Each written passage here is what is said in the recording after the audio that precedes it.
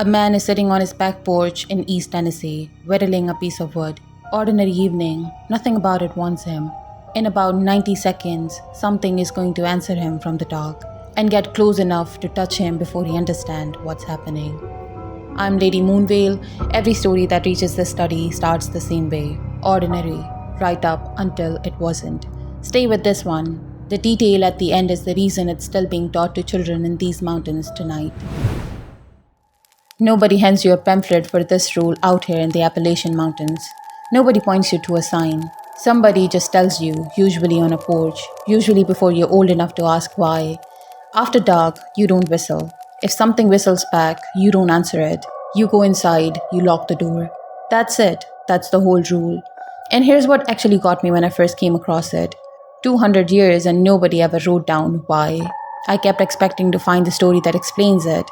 A named victim, a year everyone points back to. There isn't one. The rule just survived on its own, unexplained, which made me trust it less at first. I'm not so sure anymore. The mountains it grew up in are old, among the oldest on the planet, worn down past the sharp edges you'd expect from something called a mountain range. Just ridges now, and the deep, folded valleys local call hollers, where night arrives a full hour before the sky actually goes dark, and the world narrows down to whatever is still inside the tree line. Settlers who came into these valleys 200 or 300 years ago brought old country instinct with them.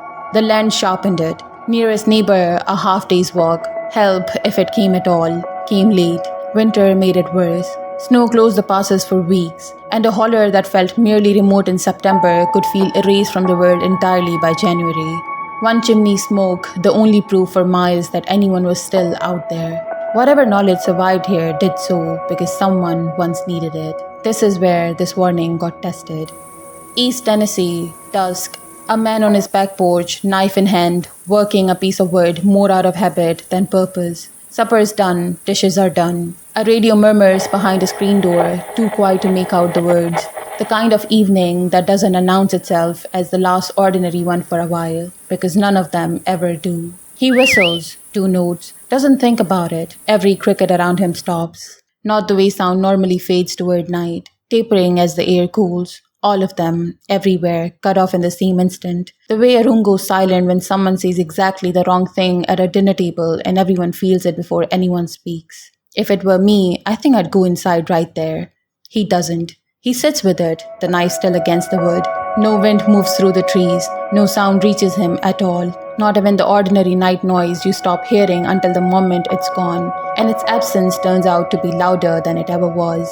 He tells himself it's nothing. Then from the tree line, 30 yards out, a whistle answers him. 2 notes, his notes, same pitch, like something reached into his own throat and borrowed the sound directly from him. A neighbor, he decides. People do that out here. A half joke thrown across the dark. So he tries again. 2 notes, and a third rising at the end, just to see. It comes back instantly. Same melody, same pitch, note for note.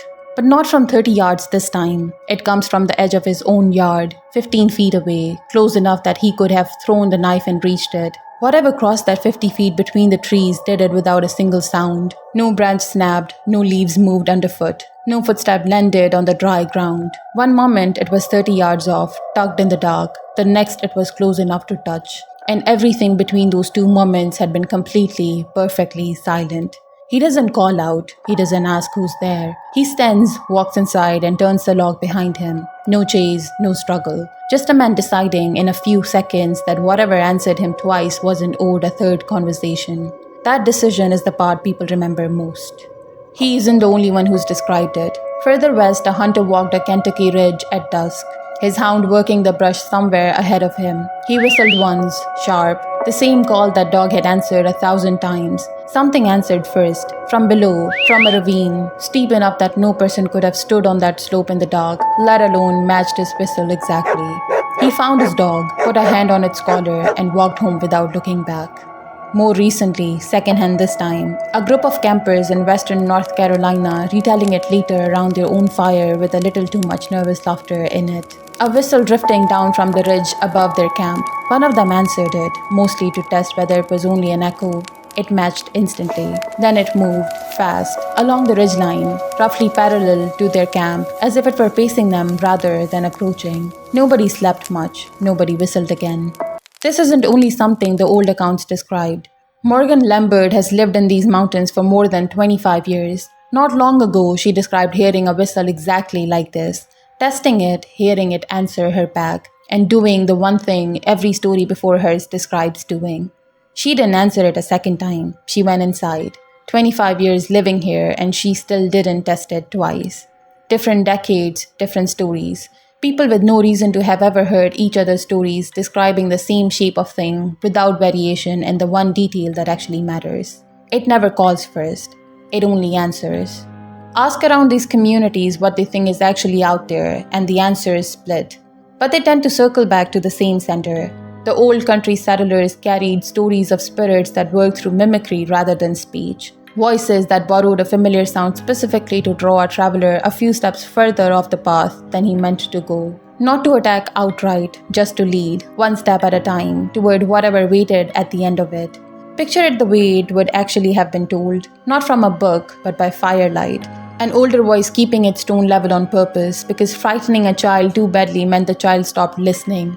The Cherokee who knew this land generations before any settler arrived held their own understanding of the deep woods after nightfall. Small, unseen presences owed a kind of quiet respect, unnecessary noise treated less like harmless fun and more like trespassing on ground that wasn't entirely yours after dark. Two people arriving from entirely different directions with no shared history between them landed on nearly identical conclusions. Whatever answers you out here isn't introducing itself. It's copying you. That could simply be what isolated people do everywhere. Reach for an explanation when the words make an unfamiliar sound and land on similar answers because fear speaks the same language on any mountain range. Or both of them are listening to the same thing, centuries apart, and described it accurately. Set the folklore down for a moment. There are grounded explanations here, and they deserve a fair hearing. Start with what actually lives in these woods. A screech owl's call can come out as a high, wavering whistle, not the hoot people expect, but a held, trembling note that drops at the end. Barred owls go further, producing calls people swear sound almost like a voice caught between a laugh and a question. The classic call even gets remembered as the phrase, "Who cooks for you?" because that's generally close to what it sounds like. Bobcats and mountain lions can scream in a way that's been mistaken for a people in real distress. Elk bugling from a distance can carry a clean, whistling pitch across an entire valley. Any one of those heard by someone unfamiliar with it explains a strange sound in the dark. Wildlife officials in these counties still field calls most autumns from people certain they've heard a person screaming, only to trace it back to a bobcat working a ridge nearby. Here's where it breaks down though. None of those calls answer. An owl doesn't wait for a human whistle and match the pitch back. A bugling elk isn't reproducing the specific 2 and 3 note pattern a person just made. Wildlife accounts for a startling sound. It doesn't account for a reply. Set that one aside. Then there's the land itself. These hollows do documented strange things to sound. Thermal inversion can trap sound waves under a layer of warm air and carry them for miles, bouncing off rock faces until they land somewhere completely different from where they started. Closer, sharper, disconnected from their true source. A whistle made half a mile away could, in theory, land in someone's own backyard, sounding exactly like a reply. Hunters in these ridges have long known better than to trust a gunshot's echo for direction. Precisely because the terrain bends sounds in ways a compass can't correct for. That explanation works until you check one detail every account agrees on. An echo loses energy every time it travels. Simple physics, nothing folkloric about it. It should arrive fainter, not stronger. But in account after account, the returning whistle isn't weaker. It's clearer, sharper, closer. That isn't what an echo does under any conditions. There's a third explanation, and I'll admit it's the one I keep circling back to. Field researchers who study reported Sasquatch or Bigfoot activity in exactly this kind of terrain have documented something they call vocal mimicry. Whistles, whoops, and tree knocks that seem to respond directly to human sound rather than occurring on their own. Some read it as territorial signaling, others read it as a way of testing what's moved into the woods, without needing to be seen doing it. The response time in these field logs is consistently short, seconds, not minutes, which is itself part of what convinces some researchers this isn't a coincidence. If that's what's happening, it explains almost everything. The precision of pitch matching, the fact that the sound only ever arrives after a person makes one first, even the folklore starts to make different sense. A mimicking presence in these woods isn't new, it's just been given a different name depending on who was doing the naming. One part I cannot reconcile with it though. Whatever crossed those 50 feet between the trees did it in under a second, without snapping a branch, without disturbing a leaf. That isn't how something that size moves through the undergrowth in the dark. It should have made noise closing that distance. It made none. So we're left with a sound that behaves like a mimic and moves like nothing that should be able to mimic anything. In a place well documented for wildlife, for acoustics, and depending on who you ask, for something else that fits neither category cleanly. One detail bothered me more than any of the three theories themselves though. None of this is a secret in these communities. People here can identify a screech owl without hesitation. They know about the thermal inversion even without the term. Most have heard the Sasquatch theory too, and plenty don't put weight behind it. Ask them directly in daylight and most will tell you calmly there's probably a reasonable explanation, and they still don't whistle after dark, knowing the explanation never once retired the rule. That's the part I keep running to. Not the whistle, the rule outliving every explanation offered for it. Paved roads reach these hollows now. Self-service does too, in most places. People who grew up here can rattle off owl calls and explain sound bounds in a hollow without thinking twice. And they still won't do it. Not as a joke, not to prove a point, not even completely alone where nobody would ever know. Ask most of them why, and they won't have a tidy answer. It simply isn't worth finding out.